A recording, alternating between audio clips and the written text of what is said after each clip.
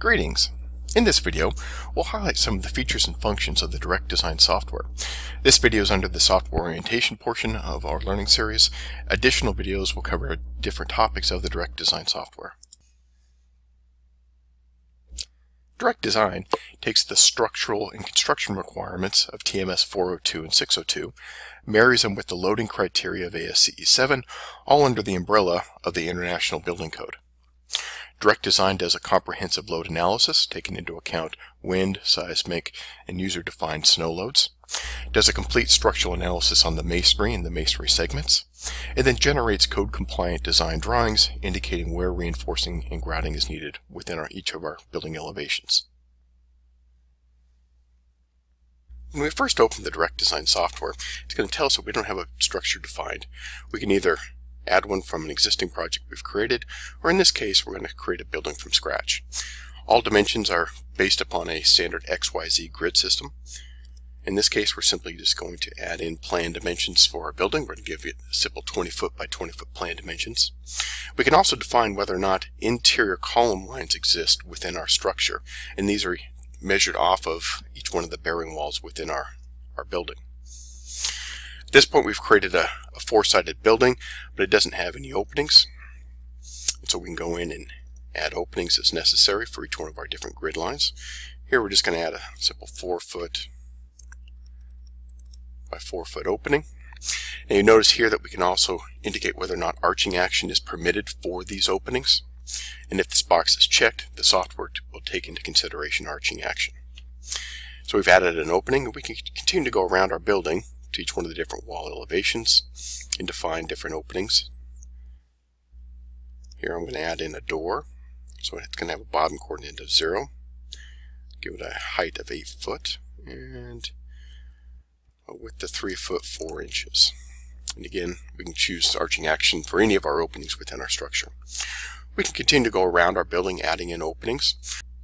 We can go in and add additional stories to our structure. To do so, we'll simply add a story.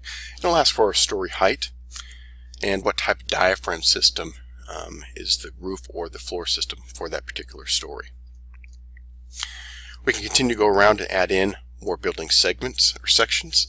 Each one of these different building sections just needs to be rectangular in plan, and we can continue to add as many as we want to define our structural system for our building complex. So that's the basic input parameters for defining a building. Next input options are going to our general edit criteria. So here what we're going to end up doing is defining what's our masonry systems, including the size of the masonry units, the unit density, whether or not we prefer partial or solid grouting for our masonry wall systems, mortar type, material properties including F'(m) and steel yield strength.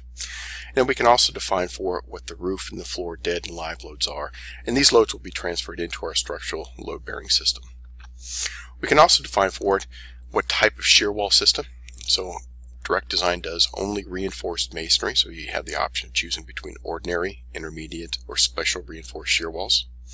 If you choose one that is not permitted by code, Direct Design software will override these user inputs and choose the shear wall system that's required by the building code. Our next option is to go into the structural details. And so here's where we can tell which direction is our floor roof system spanning. So the software knows which of our walls are the bearing walls of our building.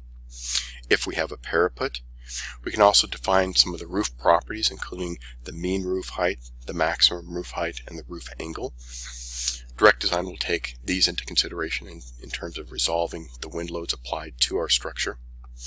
We can also put in a roof overhang if we have eaves on our building, and then how we're structurally connecting the floor and the roof system to our walls, and specific to the structural analysis, what sort of eccentricity we have with our building system. We can also define for it if we have a veneer, whether an anchored or adhered veneer. Now the veneer itself isn't going to add to the strength or stiffness of the overall masonry system, but it will contribute to the weight, which will increase the effective seismic loads on our building. Our final input is going to be defining the ASCE 7 loading criteria. Now Direct Design is going to calculate all the loads for us based upon the building configuration that we've already defined. and the basic loading parameters based upon things such as basic wind speed, spectral accelerations, so on and so forth. So we'll need to define for it what's the risk category for the building, the seismic site class, and then the mapped short and 1 second spectral response accelerations, the wind speed, the wind exposure category, as well as some of these topographic effects for determining the wind pressures, the mapped ground snow load, and then in the case of partially or uninsulated roof systems, if we have a thermal factor that's different than a default value. Now at any point, if you need to, there are some handy web links within the Direct Design software that will take you to some web pages that simply by putting in either the latitude, longitude, or the street address for the project location, it will determine these values for you for direct entry into these fields. So at this point, we've defined our building system, we defined our loading criteria. We can go in and we can set some of the design preferences. So for example, if we have a certain size of reinforcing bar that we'd prefer to use, we can set that for both the vertical as well as the horizontal reinforcement.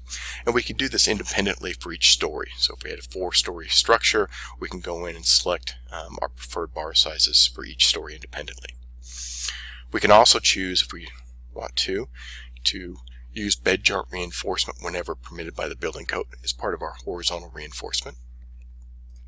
If we didn't have a preference on bar size, we can also have the Direct Design software just determine the maximum spacing that would be permitted for a code compliant design for either my vertical or horizontal reinforcing bars. So at this point, we've defined all the input parameters required for the structural analysis in the Direct Design software. So we'll click on Run Design, and it will go through a complete structural analysis. And at this point, we can drill down into all the different load resolution as well as structural analysis on the masonry. And so one of the things with the Direct Design software is it's intended to be very, very transparent in not only what it's doing, but in the outputs that it's performing within its algorithms. It's got a couple handy features in terms of you can quickly go through and determine if you've got any sections of your building that are not in compliance with the building code, and it will flag these for you and then give you some indications as to different parameters you may want to consider changing in order to resolve that non-compliance issue. And then at the end, what we'll have is a complete set of fully designed building elevations for our input structure. Additional videos will go into other parameters that the Direct Design software is performing for us and drill down into each one of these different outputs in a lot more detail